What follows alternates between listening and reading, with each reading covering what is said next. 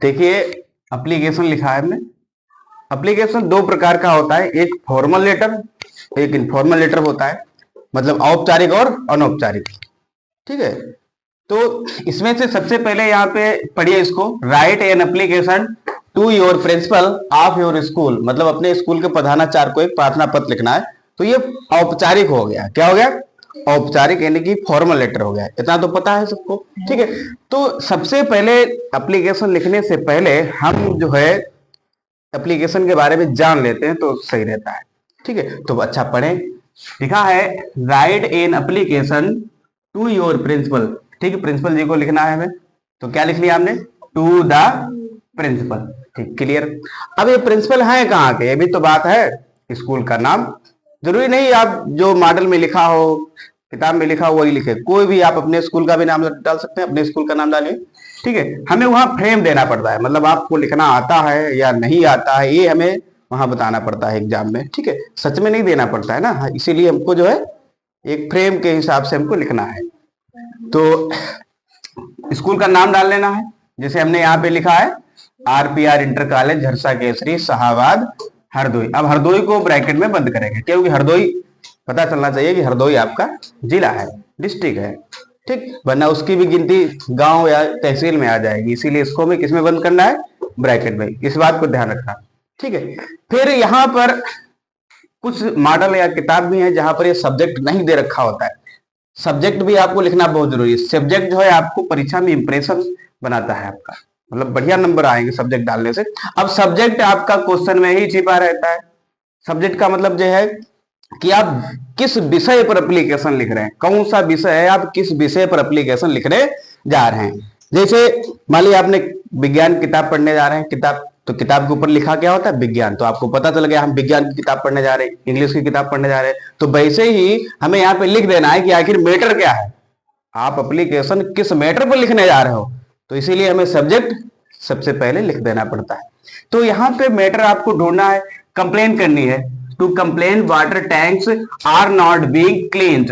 ठीक, रेगुलरली, मतलब water tank है, पानी की जो टंकियां हैं वो रेगुलरली नियमित रूप से साफ नहीं की जा रही हैं, हमें इस पर एप्लीकेशन लिख रहा है। तो यही देखिए आपका सब्जेक्ट हो गया। हमने कहीं अपने पास से नहीं लिखा है, आपको ढूंढना पड़ेगा, ढूंढ लीजिए।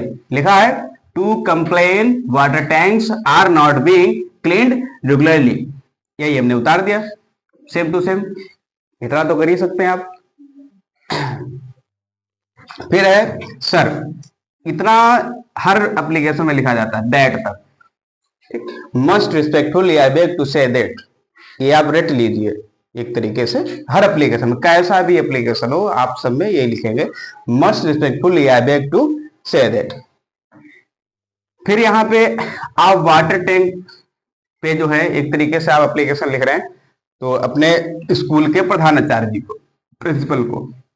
अब जैसे आपने वाटर टैंक, मतलब वाटर टैंक साफ नहीं किया जा रहे हैं, अगर आप एप्लीकेशन लिख रहे हैं प्रधानाचार्य जी को, तो वो वाटर टैंक क्यों साफ कराएंगे, कोई कारण तो आपको बताना चाहिए, क्यों वाटर टैंक साफ कराएंगे।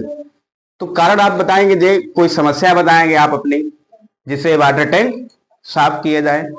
ठीक है, यहीं से मैटर चेंज किया जाता है, ये तो हर जगह लिखा जाता है, दैट तक हर जगह, यही आपका मैटर हर एप्लीकेशन में चेंज होता है, इतना मैटर हर जगह। जैसे मान लिया कहीं पे फीस कंसेशन पे आ गया या इवनिंग गेम्स पर आ गया, तो यही मैटर आपका चेंज किया जाएगा, बाकी फ्रेम यही आप लिख सकते हैं। ठीक, सब्जेक्ट बदल कर। ठीक, फ्रेम के आधे आधे नंबर मिलते हैं परीक्षा में, ध्यान रखना। अगर आपको नहीं भी आता है, आपने कोई दूसरा तैयार किया परीक्षा में और आ गया दूसरा, तब भी आप लिख कर आना, आधे नंबर आपको मिलेंगे, क्योंकि फ्रेम के आधे नंबर मिलते हैं। ठीक, तो इस बात को ध्यान रखना। फिर चलिए हमने मैटर क्या बनाया, मैटर हमने ये बनाया है, must students of our school, मतलब हमारे स्कूल के अधिकांश विद्यार्थी, हमारे स्कूल के अधिकांश विद्यार्थी, मतलब most students of our school, हमारे स्कूल के अधिकांश विद्यार्थी क्या है, are suffering with many diseases, मतलब कई बीमारियों से पीड़ित हैं, कई बीमारियों से पीड़ित हैं। अच्छा, बीमार क्यों हो गए हैं, क्यों बीमार हैं, due to drinking uncleaned water of tank, मतलब टंकियों का जो पानी है, जो स्वच्छ पानी नहीं, मतलब साफ पानी नहीं है, उस प्रदूषित पानी को पीने से ये क्या हो गए हैं, बीमार हो गए हैं, बीमारी से पीड़ित हैं, सफरिंग है। तो इसीलिए therefore I request you to improve this problem of unclean water tank, मतलब जो वाटर टैंक साफ नहीं किया जाते हैं, इस समस्या को जो है इम्प्रूव यानी कि सुधारने के लिए मैं आपसे निवेदन करता हूँ, रिक्वेस्ट करता हूँ कि जल्दी से जल्दी इसको सुधार दिया जाए, ठीक, इसको सही किया जाए। फिर लिखा है I shall be highly obliged to you, आपकी महान कृपा होगी। कुछ बच्चे क्या करते हैं, यहाँ पे थैंक यू लिख देते हैं। क्या लिख देते हैं, थैंक यू। अगर थैंक यू की जगह अगर आप लिखें I shall be highly obliged to you, इसका मतलब क्या हो गया, आपकी महान कृपा होगी। और दूसरी तरफ अगर हम लिखें थैंक यू, तो वो भी हालांकि गलत नहीं होता है, लेकिन इंप्रेशन थैंक यू डाउन कर देता है। जैसे आप किसी को अगर थैंक यू धन्यवाद कर दें सीधे तरीके से, लेकिन उसको घुमा फिरा के कहें अरे भाई अगर आपने ऐसा कार्य कर दिया तो आपकी भैया बहुत महान कृपा होगी, तो ये थोड़ा अलग लगता है, इंप्रेशन आपका इंक्रीज करेगा। तो ये आप लिखिएगा, थैंक यू ना लिखिएगा, ठीक है। तो लिखिएगा I shall be highly obliged to you, dated, फिर यहाँ पे लिखेंगे योर्स ओबीडियंटली, मतलब आपका आज्ञाकारी शिष्य। अच्छा, ओबीडियंटली ये सिर्फ जो है प्रिंसिपल के लिए सेट होता है, क्योंकि प्रिंसिपल के लिए हम ओबीडियंटली लिख सकते हैं। और हाँ, एक बात और, ज्यादा ठीक अपने आप को टैलेंटेड मत समझना। यहाँ पे कुछ बच्चे नाम डाल देते हैं, ठीक, नाम डाल दिया अपना, प्रफुल्लित हो गए, अरे नाम डाल दिया हमने, नाम हमारा एग्जाम मतलब बोर्ड तक पहुंच गया होगा, अरे वो तो है ही।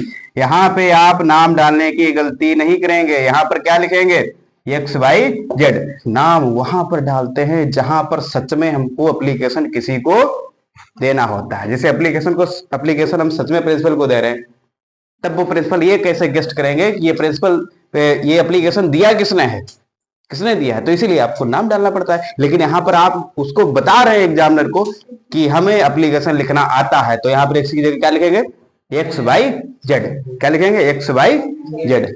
तो दैट्स क्लियर, ऐसे मैटर यहां से बना सकते हैं दैट के बाद में। जैसे कभी कभी ऐसा होता है इवनिंग गेम पर देते हैं, इवनिंग गेम पर, ठीक, तो इवनिंग गेम पर दे दिया तो यहीं से बदलेंगे, जहां पे लिखा must students of our school, अगर इवनिंग गेम पर दे दिया उसने तब क्या करोगे, अच्छा अगर इवनिंग गेम पर दे दिया तब क्या करोगे, तब हम यहां से बदलेंगे। देखो most students of our school wants to play, खेलना चाहते हैं, वांट्स टू प्ले मतलब खेलना चाहते हैं, बट नो अरेंजमेंट, लेकिन कोई व्यवस्था नहीं है, no arrangement of the games, खेलों की कोई व्यवस्था नहीं है, of our in our school, हमारे विद्यालय में।